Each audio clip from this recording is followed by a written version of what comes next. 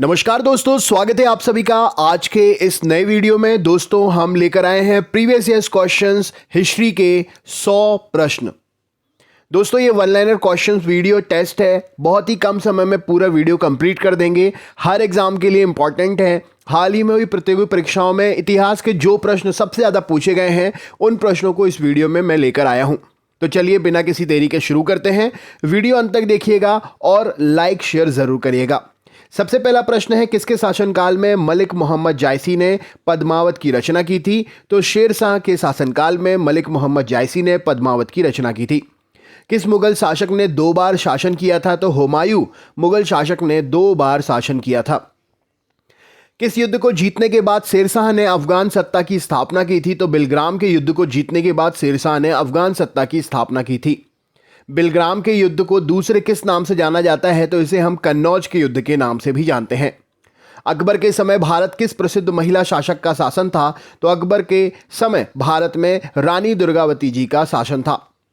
बाबर के मुस्लिम कानून नियमों का संग्रह किसमें मिलता है? तो बाबर के मुस्लिम कानून नियमों का संग्रह मुबायीन पुस्तक में मिलता है। किस इतिहासकार ने शाहजहां के काल को मुगल शासन का स्वर्ण युग कहा था? तो A.L. श्रीवास्तव ने इसे स्वर्ण युग की संज्ञा दी थी।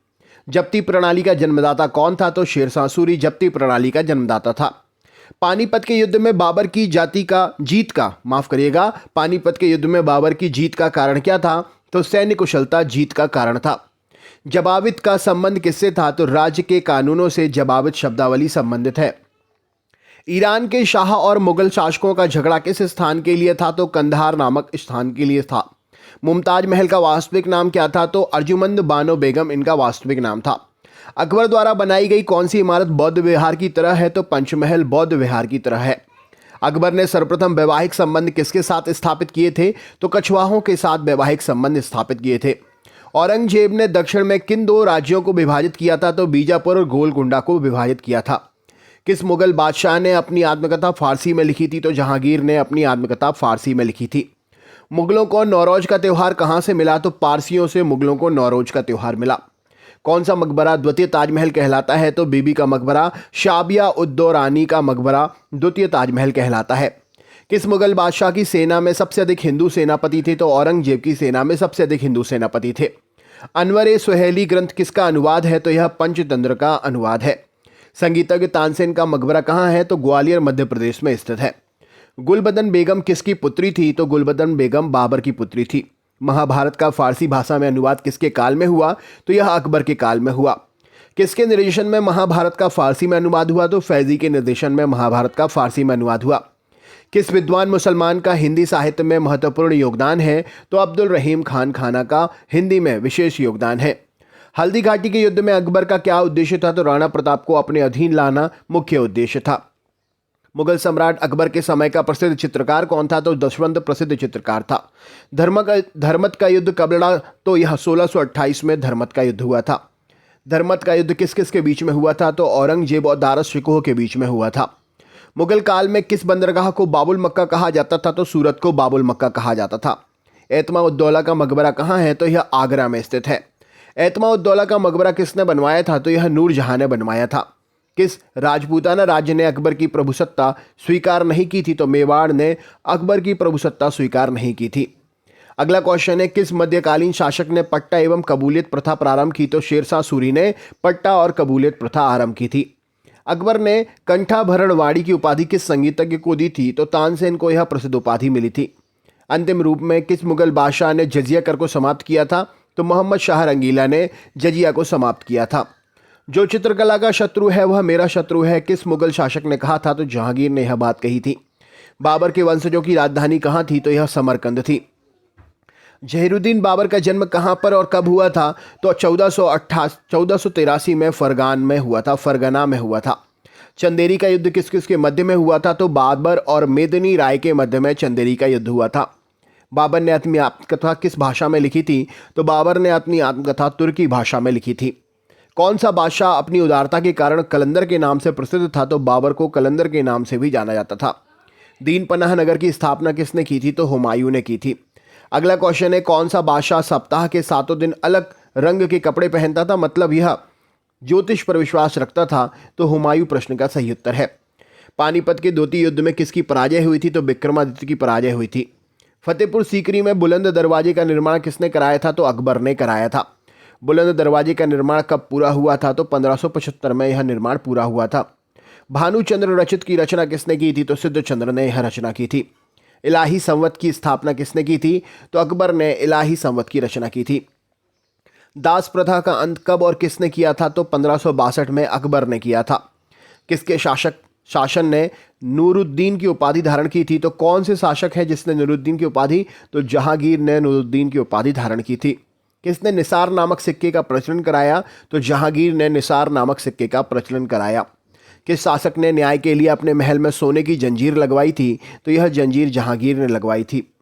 मयूर सिंहासन का निर्माण किसने कराया था? तो शाहजहां ने कराया था।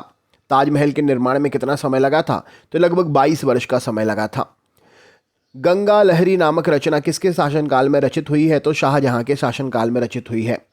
किस शासक ने अपने पिता को कैद में डाल दिया था? तो औरंगजेब ने अपने शासक को अपने पिता को कैद में डाल दिया था।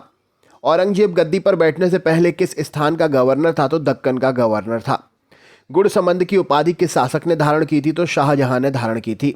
शेरशाह का मकबरा कहाँ है? तो सासाराम बिहार में स्थित है। नगीना मस्जिद कहाँ पर स्थित है? तो यह आगरा में स्थित है नगीना मस्जिद। किस शासक के शासनकाल के दौरान मुगल साम्राज्य की सीमाएं सबसे ज्यादा विस्तृत हुई थीं? तो औरंगजेब प्रश्न का सही उत्तर है। किस शासक ने मुगल राजधानी को आगरा से दिल्ली स्थानांतरित करने के लिए शाहजहानाबाद नगर की स्थापना की थी? तो शाहजहां प्रश्न का सही उत्तर है। मुगल वंश का संस्थापक कौन था? तो बाबर था। बाबर फरगना की गद्दी पर कब बैठा था? तो 1495 में बैठा था। फरगना वर्तमान में कहां पर है? तो यह उज्बेकिस्तान में है। बाबर ने भारत पर कितनी बार आक्रमण किया था? तो 5 बार आक्रमण किया था। पानीपत का प्रथम युद्ध कब हुआ था? तो 1526 में हुआ था। पानीपत का प्रथम युद्ध किस किस के बीच लड़ा गया था? तो बाबर और इब्राहिम लोदी के बीच में यह युद्ध लड़ा गया था। बाबर ने अपनी आत्मकथा किस पुस्तक में लिखी थी? तो यह बाबरनामा में लिखी थी। बाबरनामा का फारसी भाषा में अनुवाद किसने किया? तो अब्दुल रहीम खान खाना ने किया था। मुबैयान नामक पद्म शैली का जन्मदाता किसे माना जाता है? तो बाबर को इस शैली का जन्मदाता माना जाता है। मुगल वंश का सबसे प्रसिद्ध राजा कौन था? तो सबसे प्रसिद्ध राजा अकबर था। खानवा का युद्ध कब हुआ था? तो 1527 ईस्वी में हुआ था। खानवा का युद्ध किस किस के बीच में हुआ था? तो राणा सांगा और बाबर के बीच में यह युद्ध हुआ था। हुमायूं गद्दी पर कब बैठा था? तो 1530 में बैठा था। चौसा का युद्ध कब हुआ था? तो 1539 में हुआ था। चौसा का युद्ध किस किस के बीच में हुआ था? तो शेरशाह सूरी और हुमायूं के बीच में हुआ था। हुमायूं द्वारा लड़े गए 4 युद्धों का क्रम क्या था? तो सबसे पहले उसने देवरा का युद्ध लड़ा था 1531 में, फिर चौसा का 1539 में, बिलग्राम का 1540 में, सरहिंद का 55 में। अगला है हुमायूं नामा की रचना किसने की थी? तो गुलबदन बेगम ने हुमायूं नामा की रचना की थी। सूर साम्राज्य का संस्थापक कौन था? तो शेरशाह सूरी सूर साम्राज्य का संस्थापक था। बिलग्राम का युद्ध के समय कलिंजर का शासक कौन था? तो कीरत सिंह कलिंजर का शासक था। शेरशाह के समय में भू राजस्व दर क्या थी? तो उपज का 1/3 भाग भू राजस्व दर थी। मलिक मोहम्मद जायसी किसके समकालीन था? तो यह शेरशाह सूरी के समकालीन था। भारत में डाक प्रथा का प्रचलन किसने कराया था? तो शेरशाह सूरी ने कराया था। पानीपत का दूसरा युद्ध कब हुआ था? तो 1556 ईस्वी में हुआ था। पानीपत का द्वितीय युद्ध किस किस के बीच में हुआ था? तो अकबर और हेमू के बीच में यह युद्ध हुआ था। दीन इलाही धर्म की शुरुआत किसने की थी? तो अकबर ने दीन इलाही धर्म की शुरुआत की थी। दीन इलाही धर्म स्वीकार करने वाला प्रथम और अंतिम हिंदू कौन था? तो यह बीरबल था। अकबर के शासन की प्रमुख विशेषता क्या थी? तो मनसबदारी प्रथा प्रमुख विशेषता थी। तो दोस्तों ये देखिए 100 क्वेश्चंस कंप्लीट हो गए और हमें पता भी नहीं चला। शानदार सीरीज़ आपको यूं ही मैं पर डे लेकर आता रहूँगा। अगर आप चैनल पर नए हैं तो सब्सक्राइब करना ना भूलें, लाइक करें, शेयर करें अपने दोस्तों के साथ में। मिलते हैं कल फिर एक नए वीडियो के साथ में, तब तक के लिए बहुत बहुत धन्यवाद।